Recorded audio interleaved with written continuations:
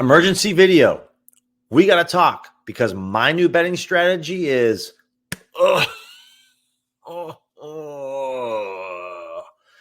9 days in, and it's more worn out than this Nike logo on my shirt. What am I talking about? Let's check it out. Guys, welcome to the channel. My name is Billy C. If you have no idea what I'm talking about, my new betting strategy, we're going to jump into that with OddsJam. But if you follow me on Twitter, my new tattoo, it's it's coming along pretty good. Pretty happy with it. Want to give a big shout out to all the sports books that paid for it. But so I made a video 9 days ago going into my new betting strategy, purely mostly for content.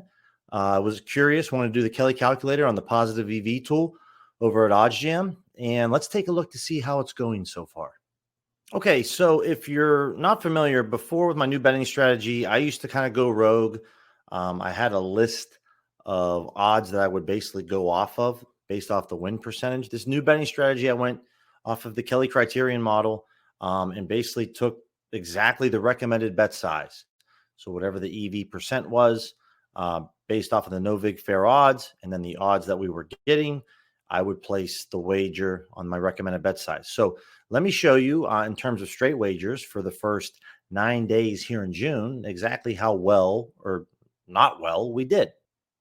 Okay, before we hop into the numbers, I just want you to know that this bet tracker is my personal bet tracker. I will have it linked in the description if you want a copy for yourself. It is absolutely free. I just want to help you guys out in any way that I can to make you a sharper sports bettor. And this really helps me out a lot. So as you can see, we have started out 7 losing days of our first 9 days. I've never went through a stretch of that variance before. We've placed roughly 326 bets, gambled $37,700, brought back $35,700. So almost a $2,000 loss.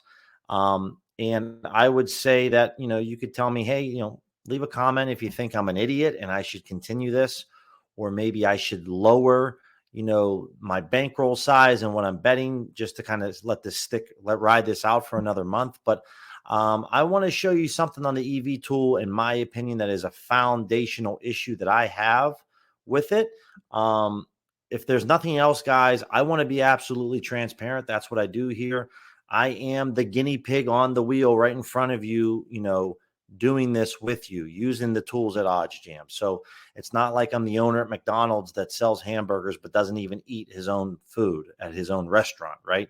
I am in here with you guys, and I want to be transparent. So let me show you something on the EV tool where I kind of have a foundational issue with what's going on. Now, before I actually talk to you about where I have an issue with the tool, I want you guys to know that, talking to over about a half dozen different people that I respect in the OddsJam community to get their opinions and ideas on betting strategies. I want you guys to know that this is a watermelon that can be sliced and diced in a lot of different ways. So, this might have not worked for me, this betting strategy, but that doesn't mean it doesn't work. I highly, firmly, confidently believe in positive expected value betting. I just have my own flavor that's worked for me for the last 7 months. And I have this old strategy here that's sitting on the bench that is perfectly good to go, that I have a lot of confidence in. And so, that's why I'm kind of switching at the moment. But I firmly believe in these tools at OddsJam, and I believe in the betting strategy, but there's a lot of different ways you can go about making money with these tools.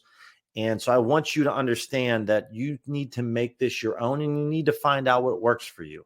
And this isn't working for me. So that's why I am switching almost halfway through the month, or maybe not quite. So now let's go check this out. So really the first issue that I have with the tool, and if you guys don't have a clue of what I'm talking about, I'll put here in the ticker below. Essentially, I would go off of a unit size, right? So last month, for the month of May, my one unit was $275, right? Maybe your one unit is $10. It doesn't matter. It's just a number that I wanted to use. So basically, as you see here on the ticker, minus 110 to minus 200 on the no vig fair odds, I would put a full unit on. I'll link in the description my old betting strategy video that really breaks this all down. So I'm not going to go into too much detail here. But the problem that I have with the EV tool is this.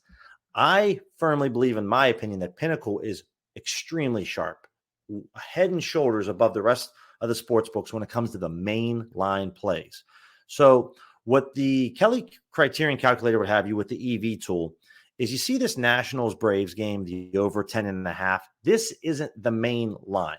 So what I mean by that is, if you go on to DraftKings or FanDuel or Caesars, the main line is actually down here. This over 9.5, this is the main line for this bet tomorrow. If you went to the Nationals Braves over under, this is the main line play. So this 10.5 up here, this is an alternate line. Okay. Now, alternate lines are a smaller market compared to the main line plays. Everyone's betting the over under 9.5 runs. Not saying people aren't betting 10 over under 10.5 runs, or the opposite, over under 8.5 runs, but it's a smaller market. And typically the tool will find a lot of value in the alternate lines, okay, whether it's spreads or if it's total runs, over unders. So the tool would have me bet more money on this particular over under of 10.5. But here is where my issue lies. So when I look at the over under 9.5, that main line play, right? This win percentage here, this 53%, almost 54%, is directly tied to this no vig fair odds up here, this minus 117. Okay. Now you see the EV edge here is it's less than 1%, 0.82. But we have a 54% chance of actually hitting this bet. Now, let's go take a look at the 10.5. Now, as you can see, for the over-under for 10.5 runs, we have a 46.5% chance of hitting this bet.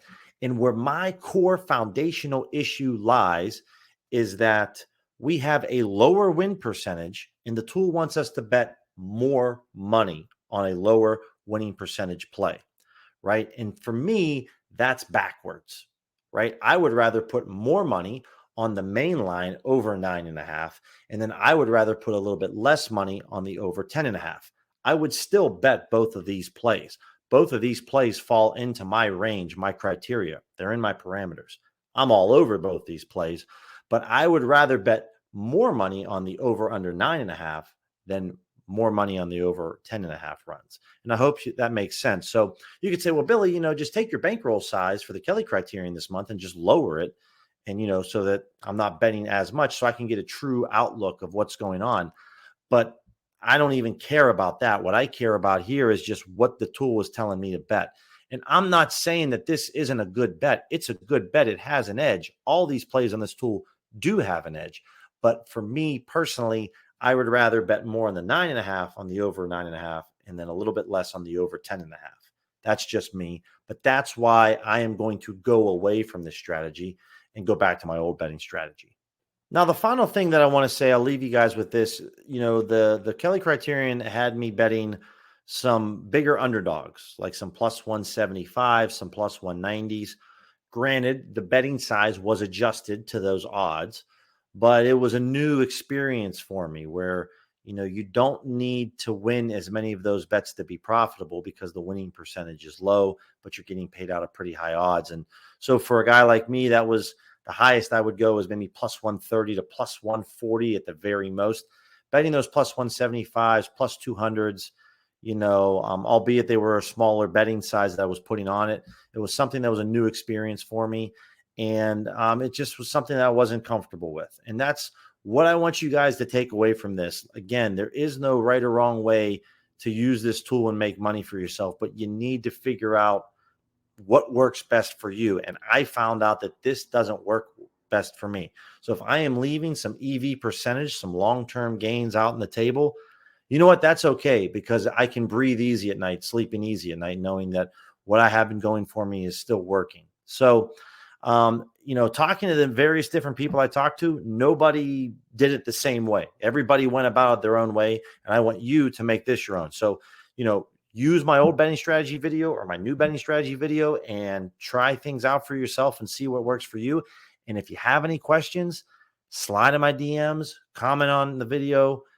I'm more than happy help you guys out for free any way I can. I'll hop on a Zoom call with you. I'll talk you through, but I want you guys to know I'm in this with you together, right? So the last thing I'll mention to you guys, if you like this content, smash that thumbs up. Definitely subscribe, hit the bell notification so you don't miss anything next time I'm posting videos. And if you do like OddsJam and you want to save 20% off the monthly plans that they offer every single month, use my code Billy20. Helps me out tremendously, guys. It lets OddsJam know that, I'm actually pushing you. You're watching my content, and it works well together. So I really appreciate you guys stopping by. Thanks for checking out this emergency video, and we'll see you in the next video, guys.